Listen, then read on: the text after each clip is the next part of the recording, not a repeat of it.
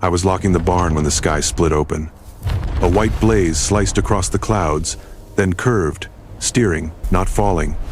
A heartbeat later, the ground kicked beneath my boots. The shock rolled through the wheat like a living thing. For a second, I thought it was a meteor. But meteors don't breathe. I ran toward the glow. The air stank of metal and lightning. Ash drifted like snow through the dark. A trench carved the field, 200 meters of scorched soil leading to something half buried and humming. Not a rock. A ship. Blue light flickered across the barn walls behind me, painting everything unreal. A seam opened with a hiss, and someone fell out. She hit the dirt hard. Skin violet, hair bright as seawater, eyes pure black. From a wound in her side flowed blue blood, bright and steady. She looked small, fragile, like the night had dropped a secret it couldn't keep. "Don't call the military," she whispered in perfect English, then went still. If I called anyone, I'd never see her alive again. After Sarah left, the silence of this farm had been heavier than storms. Maybe that's why I didn't run. Maybe I was just tired of being alone. Before I tell you what I did next, comment where you're watching from and tell me honestly, would you have helped her or called the cops? I knelt beside her, skin cool as water, pulse flickering under my fingers. She weighed almost nothing when I lifted her, as if her bones were hollow. Blue droplets trailed behind us, glowing faintly on the dirt floor. Inside, I laid her on the couch. The cushions drank her blood like ink. Her hand shot up, gripping my wrist. "Medical kit, compartment B7, she gasped. I sprinted back to the wreck. Symbols along the hull pulsed, and for a moment I swore one pattern matched the stamp on my old farm tools. A silver box opened at my touch. A blue injector blinked inside. Back home, she pointed to her neck. If this killed her, I'd never forgive myself, but doing nothing felt worse. I pressed the injector. The wound sealed, light fading beneath her skin. She exhaled once and slipped into silence. By dawn, the field was calm again, too calm. Then I heard it, a low mechanical hum rising beyond the hills. Someone, or something, was already looking for her. I hadn't slept. Every creak of the house felt like footsteps that weren't mine. When dawn spilled through the blinds, she was still there, curled on the couch, skin faintly glowing under the pale light. The blue stains on the fabric had turned silver overnight. I watched the slow rhythm of her breathing and still couldn't believe I'd done it. I had brought an alien home. I made coffee out of habit, but my hands shook so bad half of it sloshed onto the stove. That's when I heard movement from the living room. She stood in the doorway, weak but upright. Her eyes locked on the frying pan. "I don't eat meat," she said, voice steady now, almost clinical. "Are eggs acceptable?" I blinked. "Sure, eggs are fine." She moved closer, studying everything. The light switch, the clock, even the steam from the cup in my hand. The device on her wrist blinked constantly, recording with each breath. Up close, I realized the band wasn't metal at all. It pulsed like living tissue. "My name's Tom," I finally said. She nodded once. "My designation is Zara 7. You may call me Zara."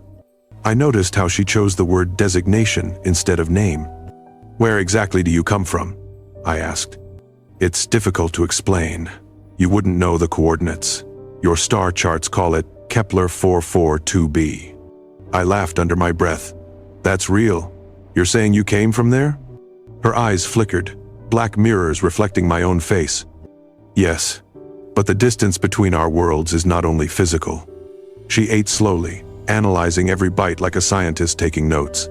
Her wrist light blinked faster each time I spoke. Finally, I asked what had been circling in my mind all morning. "Your ship, it's damaged, right?" "The beacon is active. My people will arrive in approximately 30 solar rotations." "A month?" "Yes, in your measure of time." The calm way she said it unsettled me. A month meant 30 days of hiding something that could change the world. And for some reason I already knew. I wouldn't tell a soul. From the window, sunlight poured across the field where her ship still smoldered under the tarp. Somewhere beyond those hills, that strange hum from dawn echoed again, closer this time. By the third day, the house didn't feel like mine anymore. Everywhere I looked, something had shifted, quietly, perfectly. The kitchen shelves were reorganized, tools sorted by weight and frequency. "It's much more efficient this way," she said when I walked in, as if logic excused intrusion. I didn't argue.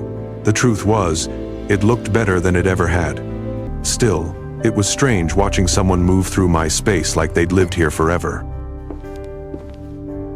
Her wrist device never stopped blinking. Sometimes it cast faint reflections on the walls, tiny lines of alien script crawling over the wood. At first, I thought she didn't notice. Then I realized she was watching me watch it. That night I asked, "You record everything, don't you?" She looked up from the data stream floating above her wrist. "Naturally, my task is observation. You're an important data point." I should have felt angry. Instead, I laughed softly. "Guess that makes me your science project." Her head tilted, curious. "You find that amusing?"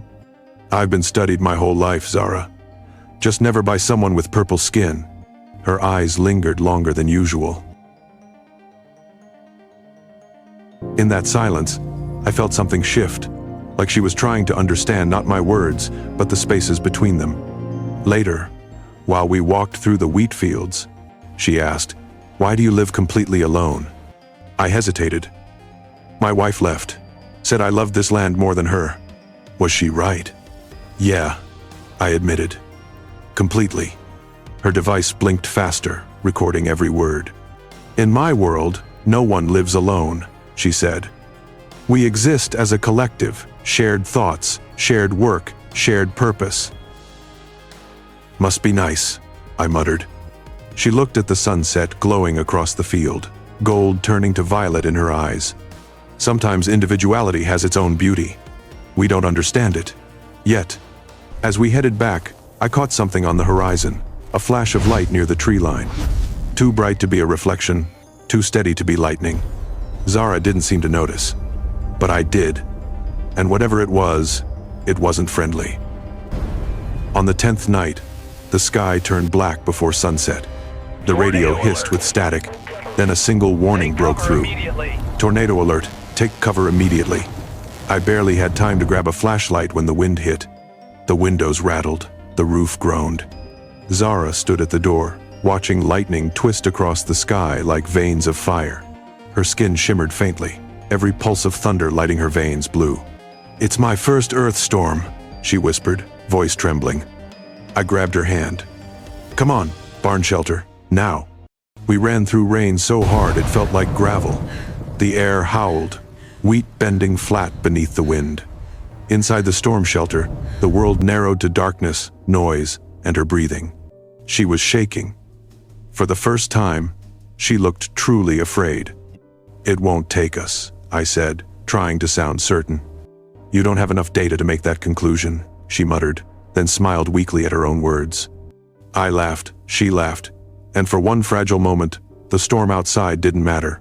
A blast tore through the air above us, shaking the walls. She pressed against me, trembling harder. Her heartbeat wasn't like ours, 3 beats for every one of mine. It felt alien, but alive. "Zara," I whispered. She looked up, eyes glowing faint blue in the dark. "I need to tell you something," she said, voice barely a breath. "My real mission isn't just observation." She lifted her wrist and turned off the recording device. Instantly, the shelter felt heavier, like the truth itself had weight. "I already suspected that," I said. "How did you know?" "Nobody sends one explorer to an entire planet." Her silence was the answer. When she finally spoke, her voice cracked. "My people are searching for a new home. Your world is perfect. So you're here to prepare us for colonization." "Yes, but I didn't expect this." "Expect what?" "You," she whispered. Outside, the wind screamed. Inside, everything went still. Her confession hung between us like electricity waiting to strike. When the storm passed, silence fell like dust.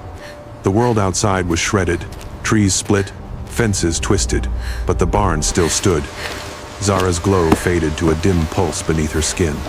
I helped her up. She looked smaller than ever. We walked through the soaked wheat. The air smelled of rain and iron. Her ship lay under the tarp, half buried, still breathing in faint light. She touched the hull and whispered something in her language. Soft, melodic, almost prayer. "Show me," I said. She led me inside. Holograms burst to life. Worlds, stars, data in motion. One image froze me. A red sun expanding, devouring cities sealed under domes. "My planet is dying," she said. "Billions wait for evacuation. Earth is our only chance." I stared at the hologram of her world, then at the one of mine. Blue and gold. Still alive. "You'd take it from us?" She lowered her gaze. "Not me, my leaders. I was sent to measure your readiness. And now? Now I'm not sure what I believe." She looked up, eyes bright with something too human to be science. "With you, I've seen kindness without calculation. I can't let them erase that." "Then what happens when they come?" "I'll tell them Earth isn't viable. That lie will doom your own people." She smiled sadly. "Maybe it'll save yours." Before I could answer, a distant rumble shook the field, the same low mechanical hum from days ago, growing louder. Her rescue ship. "Come with me," she said. "Please. I can't leave my world. It won't be yours much longer."